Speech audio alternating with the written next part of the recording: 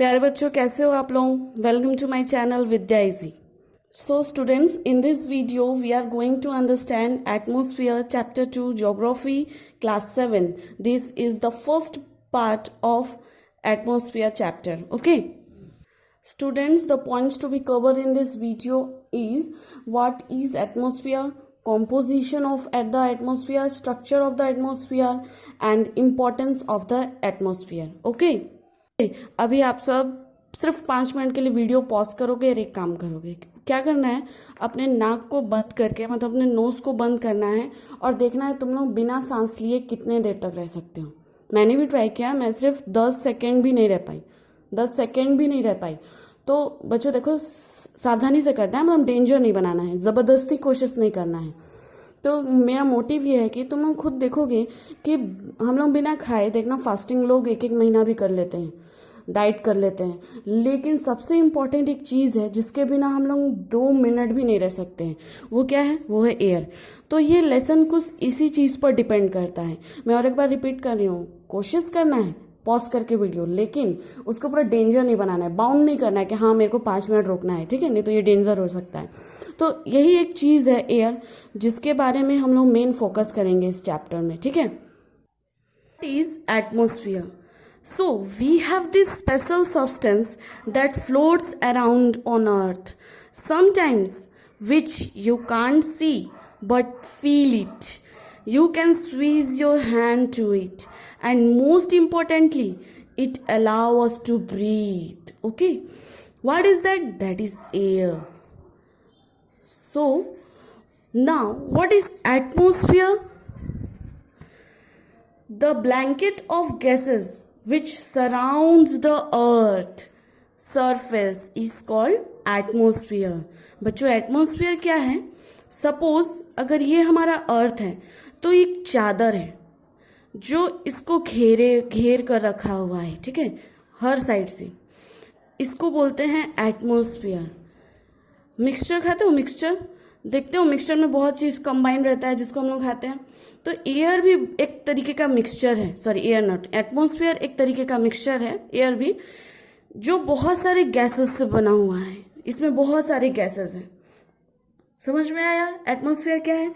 The atmosphere is made up of a mixture of gases that form a layer surrounding the earth. The atmosphere is held in the place by the gravitational force of our planet. It is formed the vital gaseous realm of the earth.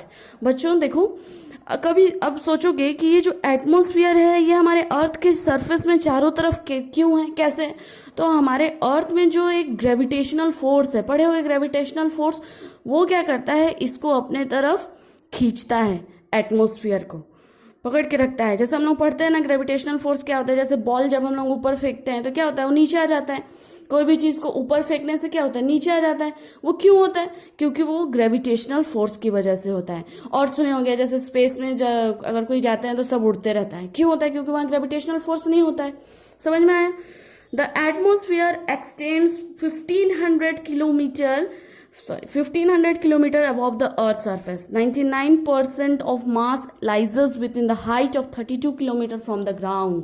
तो ये जो atmosphere है, atmosphere जो है बच्चों, वो हमारे earth surface से 1500 किलोमीटर की दूरी पर है, ठीक है? 1500 किलोमीटर की दूरी पर है। इसीलिए जब हाइयर एल्टीट्यूड में जाओगे, ज्यादातर सुने होंगे जैसे पहाड़ में जब कोई जाते हैं, ऊपर पहाड़ में चढ़ते हैं तो ऑक्सीजन लेकर जाते हैं, क्योंकि एटमॉस्फेयर जो एक लेयर है वो ज्यादा कहाँ होता है? मतलब डेंसिटी जो होता है, डेंसिटी मतलब thinner. The density of the atmosphere is greater in the lower layers as upper layers rest of them and compares them into dense masses. Okay, तो जितना ऊंचाई पर जाओगे तुम लोग, जो एटमॉस्फेयर का जो प्रेशर है, एटमॉस्फेयर जो है वो कम होता जाएगा, ठीक है? लेकिन नीचे के सरफेस में, मतलब जितना भी अर्थ सरफेस है, वहां पर नॉर्मल रहेगा एटमॉस्फेयर। इसलिए ज्यादातर जब कोई पहाड़ पर चढ़ने जाते हैं, चढ़ाई करते हैं, तो अपने साथ ऑक्सीजन सिलेंडर लेकर जाते हैं, ठीक है? तो बच्चों समझ में आ गया होगा एटमॉस्फेयर क्या होता है, ठीक है? अब देखेंगे कॉम्पोजिशन ऑफ द एटमोस्फियर। तो ये कॉम्पोजिशन ऑफ एटमोस्फियर क्या है? ठीक है, सपोज बच्चों मान लो कोई एक इंसान है, वो बहुत सारा बलून बेच रहा है। ठीक है, बहुत सारे बलून्स बेच। ठीक है बच्चों, देखो तो ये एक इंसान जो ये बलून बेच रहा है, इसमें इसने क्या किया, सबसे ज्यादा जो जो बलून्स था उसमें क्या, कौन सा गैस भर दिया? Nitrogen gas. हवा डालते हैं ना बलून भरने के लिए, तो इसने क्या किया, सबसे ज्यादा बलून्स में क्या डाल दिया? Nitrogen gas. ठीक है, और जितना एक दो बचा उसमें उसने क्या किया, कौन सा डाल दिया? ऑक्सीजन। जैसे उसने सोचा कि अरे ऑक्सीजन तो बच जा रहा है, उसको भी डाल देते हैं। ठीक है, और एक उसने छोड़ दिया कुछ के लिए। तो मान लो ये जो बलून वाला है वो है अर्थ। किसने बनाया? अर्थ, भगवान ने। तो भगवान क्या किए, ये जो अब मान लो ये पूरा है हमारा एटमोस्फियर। ठीक है, तो ये भगवान ने क्या किया, ये जितना भी बलून्स बनाए थे, जैसे जो एटमोस्फियर बनाया उसमें क्या किया, 78% क्या गैस दिया? नाइट्रोजन। जैसे इस बलून्स में सबसे ज्यादा भगवान ने कौन से गैसेस भरे? नाइट्रोजन। वैसे ही जो हमारा एटमोस्फियर है उसमें 78% क्या है बच्चों? नाइट्रोजन। और जो थोड़ा बचा, जैसे सांस लेने के लिए भी चाहिए ना, भगवान सोचे कि सांस लेने के लिए भी तो ऑक्सीजन चाहिए, तो उन्होंने थोड़ा सा अमाउंट में क्या कर दिया? ऑक्सीजन डाला। तो 21% क्या है बच्चों? ऑक्सीजन। और नेक्स्ट जो 1% बचा, 1% जो एक बलून के लिए छूट गया, वो बना अदर गैसेस के लिए छोड़ दिया। तो ये है हमारा composition of the atmosphere. Total atmosphere में नाइट्रोजन कितना है? 78%। और ऑक्सीजन कितना है? 21%। एंड 1% है other gases. In the lower layers, the atmosphere contain varying amounts of water vapor, suspended solid particles such as dust, salt, pollens, etc.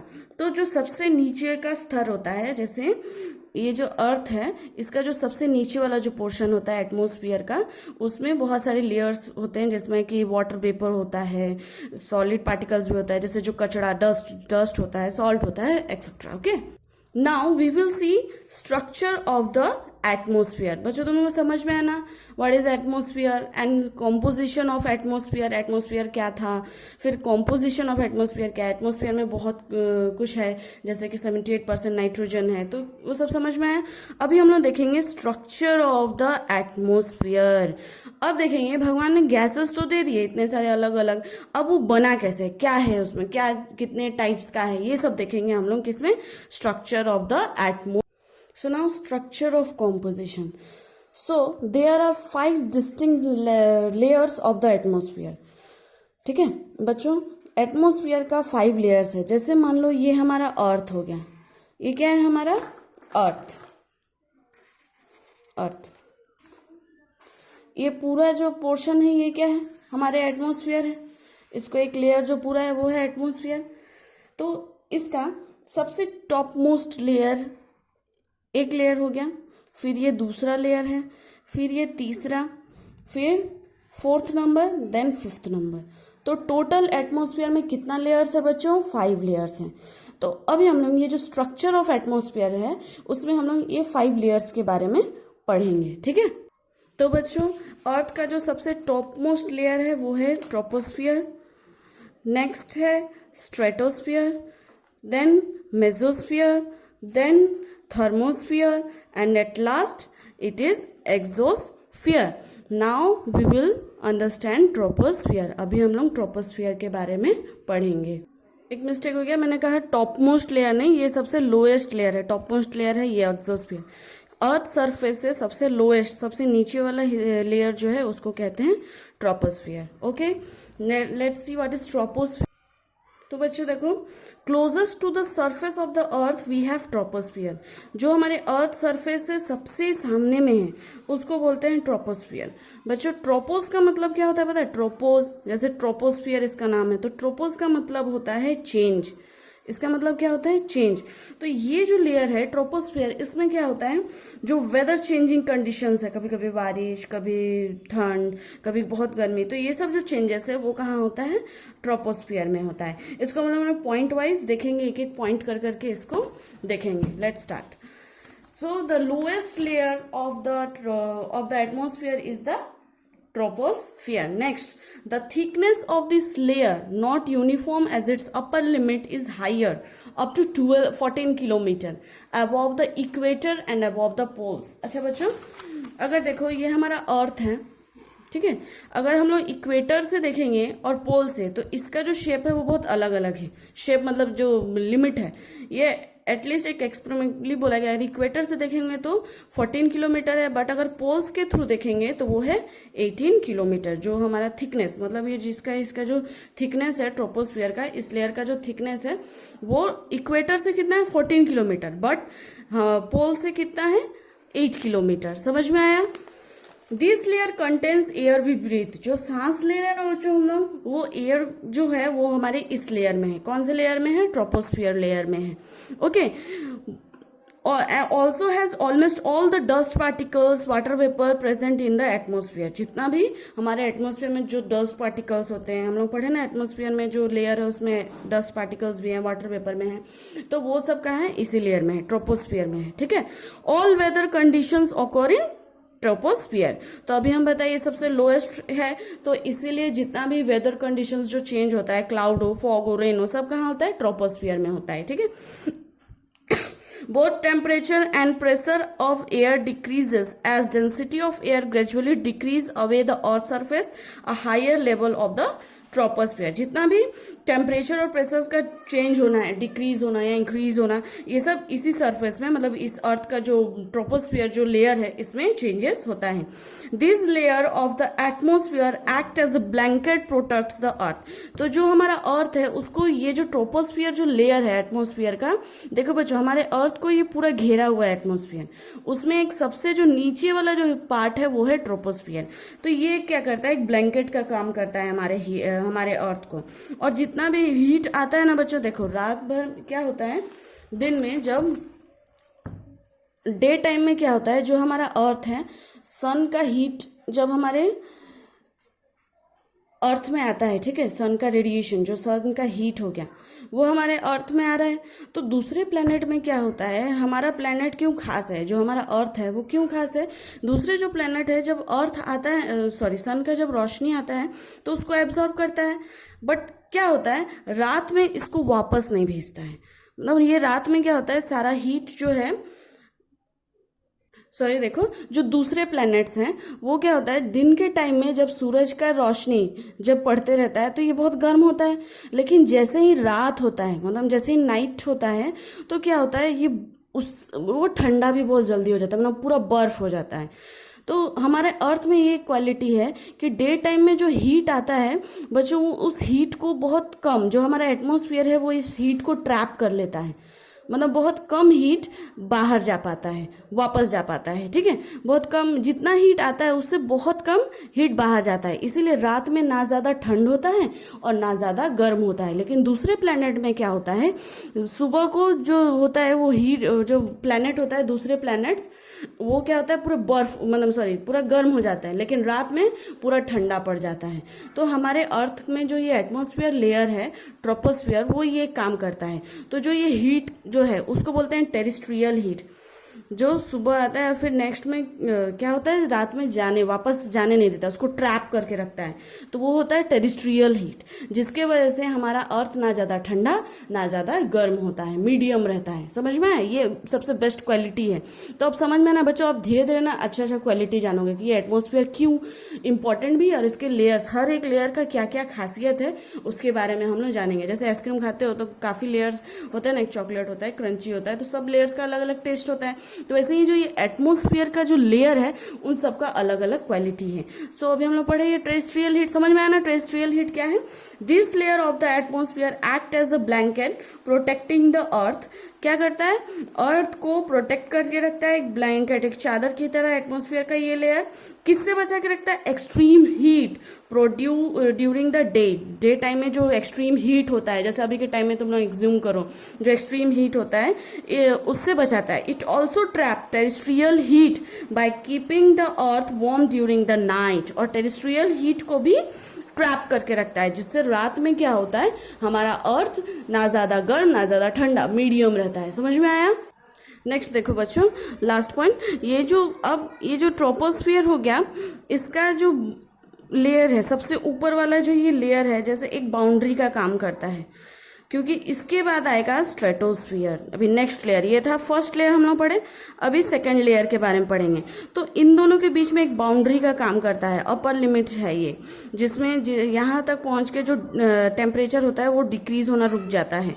ठीक है, तो ये होता है, इसको क्या बोलते हैं, ट्रोपोपोज। क्या बोलते हैं बच्चों, ट्रोपोपोज। ओके, समझ में आया। तो ये जो बाउंड्री का काम करता है, ट्रोपोस्फियर के ऊपर का लेयर, जहां से अब ट्रोपोपोज होता है वो, इसके बाद से स्टार्ट हो जाएगा स्ट्रेटोस्फियर। अभी हम लोग पढ़ेंगे व्हाट इज स्ट्रेटोस नाउ। स्ट्रेटोस्फियर, तो above the troposphere lies a stratosphere, it is 50 kilometre above the earth surface. अब ये जो है स्ट्रेटोस्फियर, वो हमारे अर्थ सरफेस से कितना दूरी पर है, 50 kilometre. Okay, this layer provides ideal flying condition for aircraft because absence of water vapor make this layer free from weather disturbance. तो देखो बच्चों एक एग्जांपल एज्यूम करो, एरोप्लेन में बैठे हो कोई भी बच्चों, देखो जो एरोप्लेन होता है ना, वो जब यहाँ से उड़ता है तो जब इसका दरवाज़ा खुला हुआ है तो ये एरोप्लेन क्या करता है, हमारा ट्रोपोस्फियर, मतलब जिस लेयर में हम लोग हैं वो कौन सा लेयर है, वो ट्रोपोस्फियर है। तो ट्रोपोस्फियर का लेयर का जो हवा होता है, एयर जो होता है, उसको ले लेता है, और जैसे ही दरवाज़ा बंद हो जाता है तो उसको इस तरीके से बनाया गया है कि उसमें एक थोड़ा सा भी एयर जो है वो लीक नहीं होगा। ठीक है, तो वो क्या करता है, ट्रोपोस्फियर का हवा जो होता है उसको बंद कर लेता है और आराम से स्ट्रेटोस्फियर में उड़ पाता है। और एक कंडीशन क्या है, जो स्ट्रेटोस्फियर जो हमारा लेयर है, स्ट्रेटोस्फियर, वो एक बहुत अच्छा कंडीशन अप्लाई करता है। क्या करता है, देखो ये जो लेयर है स्ट्रेटोस्फियर में, इसमें कोई भी चिड़िया उड़ती नहीं है, ज़्यादा क्लाउड्स नहीं होता है, तो वेदर डिस्टर्बेंस नहीं होता है, क्योंकि यहाँ पर वाटर वेपर भी नहीं होता है। समझ में आया। तो इसीलिए हमारा जो प्लेन होता है वो इजीली उड़ पाता है। और प्लेन के अंदर, एरोप्लेन के अंदर जो पैसेंजर्स वो सब बैठे रहते हैं, वो ब्रीथ करते हैं कि कौन से एयर को, ट्रोपोपोज का एयर उसमें भर दिया जाता है। तो ये एक स्ट्रेटोस्फीयर एक मेन लेयर है, मतलब एक स्पेशल लेयर है। इसका भी क्वालिटी ये है, सेकंड क्वालिटी ये है कि ये लेयर क्या प्रोवाइड करता है, आइडियल फ्लाइंग कंडीशन, कोई भी एयरक्राफ्ट को उड़ने के लिए अच्छा सुविधा देता है, फ्लाइंग कंडीशन देता है। Because of the absence of the water vapour makes this layer free from the weather disturbance. जो भी वेदर डिस्टर्बेंस हो गया, जैसे फॉग हो गया, स्टॉर्म हो गया, जो टर्बुलेंस जैसे कि तूफान, ये सबसे बचा कर रखता है। इसलिए यहाँ पर इस लेयर में जो प्लेन होता है वो बहुत अच्छे से उड़ता है। सेकेंड देखो, within this stratosphere lies a layer that has reached concentration of ozone and is known as ozonosphere. Stratosphere को और ओजोनोस्फीयर भी कहा जाता है। तो देखो बच्चों, अब हम लोग पढ़े ट्रोपोस्फीयर पढ़ लिए, और अब आया स्ट्रेटोस्फीयर। तो स्ट्रेटोस्फीयर के ऊपर में और एक लेयर होता है, वो एक स्पेशल लेयर होता है, जो होता है जिसको बोलते हैं ओजोन। क्या बोलते हैं बच्चों, ओजोन लेयर। तो ये ओजोन लेयर क्या करता है, जो भी हार्मफुल रेडिएशन होता है, हार्मफुल अल्ट्रा वायलेट रेडिएशन होता है सन से, मतलब सन का जो रोशनी हमारे ऊपर आ रहा है, हमारे धरती पर पड़ रहा है, अर्थ पर, वो उसमें एक बहुत अल्ट्रा रेडिएशन होता है, अल्ट्रा वायलेट रेडिएशन, उसको हमारे अर्थ पर आने से बचाता है। ठीक है, तो ozone layer absorb the harmful ultraviolet radiation animated by the sun. Okay, however, excessive use of harmful chlorofluorocarbon CFC gases is gradually depleting the ozone layer leading to health hazards. देखो बच्चों, तो समझ में ozone layer क्या है। तो जो ये ओजोन लेयर है वो क्या करता है, सन का जो अल्ट्रावायलेट रेडिएशन जो रेज है उससे हम लोग को बचाता है। अगर वो डायरेक्टली हमारे अर्थ पर पड़ने लगे ना, अगर ये ओजोन लेयर खत्म हो जाए तो हम लोग को बहुत सारा स्किन डिजीजेस भी हो सकता है। तो पहले इसका जो ओजोन लेयर का जो गैस होता है उसको यूज़ किया जाता था हमारे रेफ्रिजरेटर्स में भी यूज़ किया जाता था एज अ गैस, और एसीज में यूज़ किया था, जिसको भी बंद कर दिया गया क्योंकि वो ओजोन लेयर धीरे धीरे कम होते जा रहा है, इसलिए इसको बंद कर दिया। तो देखो बच्चों, तो समझ में आया, पूरा पॉइंट्स क्लियर है। नेक्स्ट देखो, तो जैसे ट्रोपोपोज होता है ना, वैसे ट्रोपोस्फियर और स्ट्रेटोस्फियर, नेक्स्ट अब थर्ड लेयर पढ़ेंगे, वो है मेसोस्फीयर। क्या है बच्चों? मेसोस्फीयर। तो इन दोनों लेयर के बीच में और एक बाउंड्री का काम करता है, अपर लिमिट का काम करता है, उसको बोलते हैं स्ट्रेटोपोज। क्या बोलते हैं बच्चों? स्ट्रेटोपोज। ये एक और लेयर आ जाता है, मतलब एक बाउंड्री का काम करता है इन दोनों के बीच में, तो ये होता है स्ट्रेटोपोज। अब यहाँ से क्या होता है, जो टेम्परेचर है वो कम होना स्टार्ट हो जाता है, फॉल होना स्टार्ट हो जाता है। समझ में आया? देखो, तो अब स्ट्रेटोस्फियर हो गया, ये पहले ट्रोपोस्फियर गया, अब स्ट्रेटोस्फियर गया, अब आया मेसोस्फियर। तो सो above the stratosphere and lying at the height of 50 kilometer to 80 kilometer from the earth's surface layer a middle layer of the atmosphere known as mesosphere। अब हमारे अर्थ सरफेस से 50 to 80 kilometre की दूरी पर जो layer है वो है मेसोस्फियर। नेक्स्ट देखो, this mesosphere layer is the coldest atmospheric layer in the atmosphere. There it is 90 degrees Celsius temperature in some part of that layer. The temperature decreases at this height throughout this layer. So students, in this layer meteorites slow down and burn up due to the friction and frictional heat when they enter the mesosphere। बच्चों ये और एक चीज important देखो, सबसे important है, इस layer में क्या होता है, बहुत सारे मीटियोर्स क्या होते हैं बच्चों, वो अलग अलग जो हमारा सोलर सिस्टम है, वहाँ जो प्लैनेट, हमारा जो अर्थ प्लैनेट है, उसमें बाहर से बहुत सारे बड़े बड़े पत्थर या कुछ भी हमारे अर्थ में बहुत स्पीड से आता है। देखो, तुम लोग फिल्म में देखोगे या फिर कभी कभी बोलते हो ना, टूटता तारा, जिसको शूटिंग स्टार बोलते हैं, टूटता तारा गिरा है तो विश मांगने लगते हो, तो एक्चुअली में टूटता तारा नहीं होता है, कोई विशेष मांगने से ये नहीं होता है, वो होता है मीटियोर्स। उसको क्या बोलते हैं?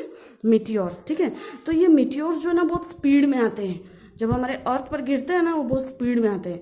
अगर हमारा ये एटमॉस्फेयर है, जो अर्थ के ऊपर जो ये एटमॉस्फेयर है, अगर वो नहीं होता तो ये जो मेटियोर्स है जब हमारे अर्थ पर गिरते ना बच्चों, तो क्या होता है, बहुत बड़ा बहुत ज़्यादा डिस्ट्रक्शंस हो जाता, बहुत चीज़ डिस्ट्रॉय होती।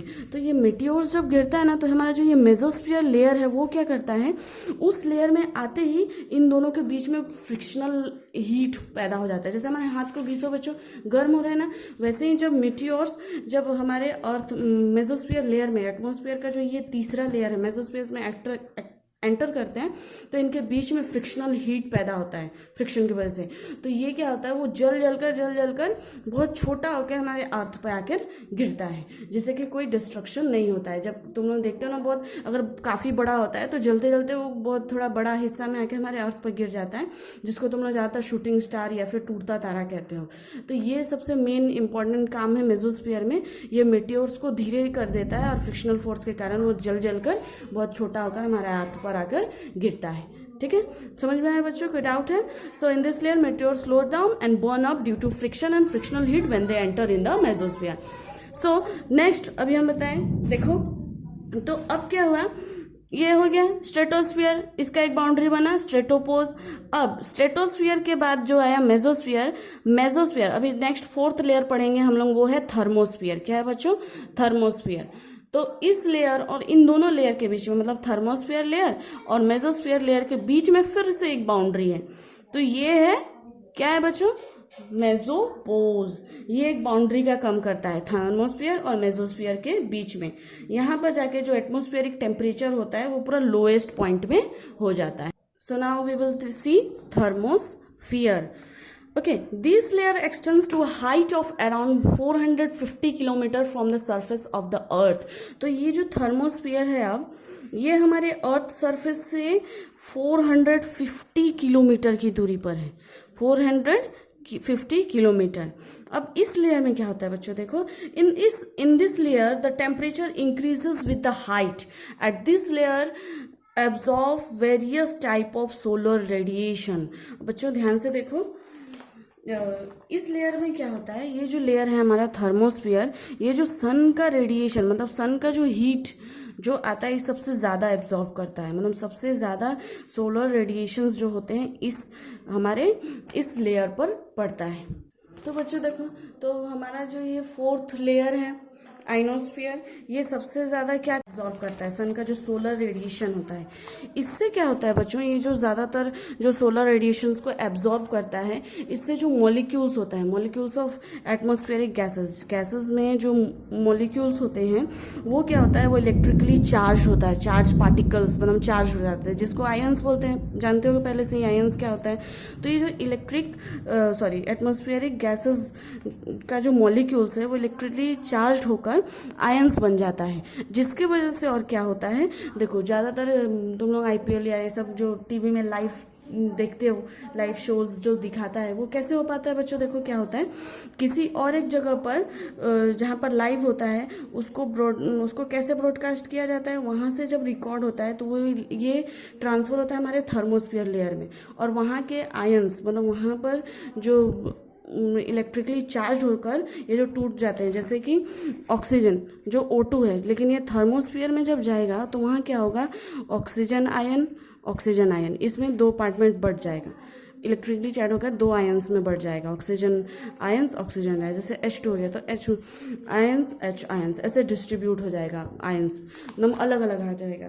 तो इस लेयर में क्या होता है, ये जो रेडियो वेव्स होते हैं वो दोबारा हमारे अर्थ पर आकर गिरते हैं, जिससे कहीं भी यहाँ पर टावर की मदद से या किसी चीज़ की मदद से हम लोग अपने फ़ोन में या टीवी में घर बैठे किसी भी चीज़ को ईजिली देख पाते हैं। तो थर्मोस्फीयर में ये जो आयंस होते हैं उनका ये काम होता है कि ये क्या करते हैं, सन के जितने सारे हीट के वजह से जो एटमॉस्फेरिक गैस में जो मॉलिक्यूल्स होते हैं वो बढ़ जाते हैं, जिनको आयंस बोलते हैं। ये क्या करता है, किसी भी जगह का जो वेव्स, रेडियो वेव्स होता है, उसको रिफ्लेक्ट करके दोबारा नीचे भेजता है।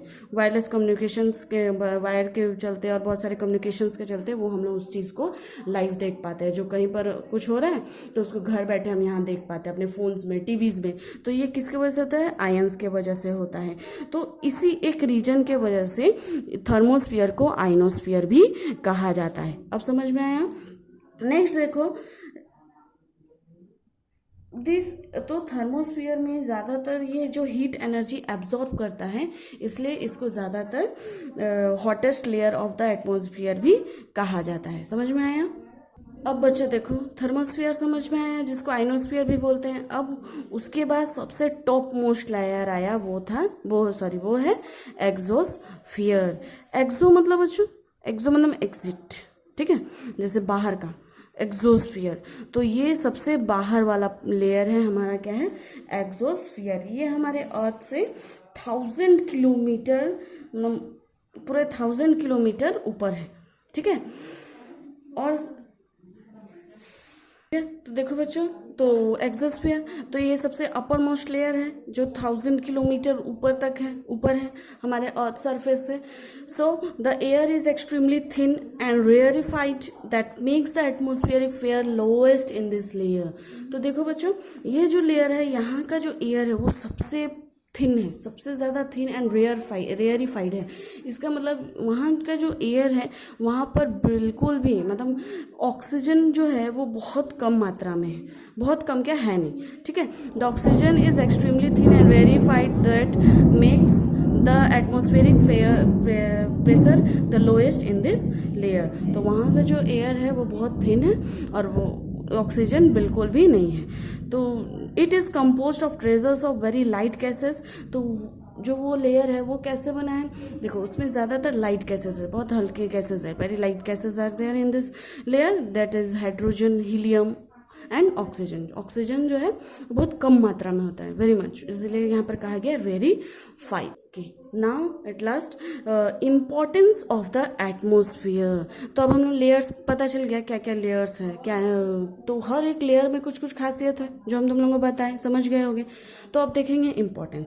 तो सबसे पहला इम्पोर्टेंस क्या है बच्चों, देखो the oxygen in the atmosphere essential to humans for respiration. जो हम ब्रीथ कर रहे हैं, जिंदा है, सांस लेने के लिए सबसे इम्पोर्टेंट है हमारा oxygen. Okay, next carbon dioxide and nitrogen are also essential for plants.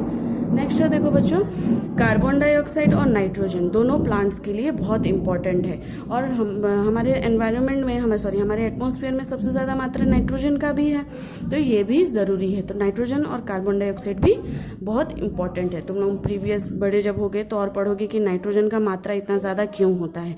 जैसे ज़्यादा खाना भी बेहतर नहीं होता है, वैसे ज़्यादा ऑक्सीजन का भी लेवल होना ये अच्छा बात नहीं है। उससे क्या होगा, ज़्यादा ऑक्सीजन होने से एक पैकेट, जैसे कुरकुरे का जो पैकेट खाते हो ना बच्चों, उसमें देखना ज़्यादा मात्रा में जब हम लोग उसको खरीदते हैं तो हवा ही खरीदते हैं, उसमें ज़्यादा नाइट्रोजन होता है। अगर हम लोग ऑक्सीजन भर देंगे ना तो वो सड़ जाएगा, तो ज़्यादा कुछ होना ये नहीं सही नहीं है।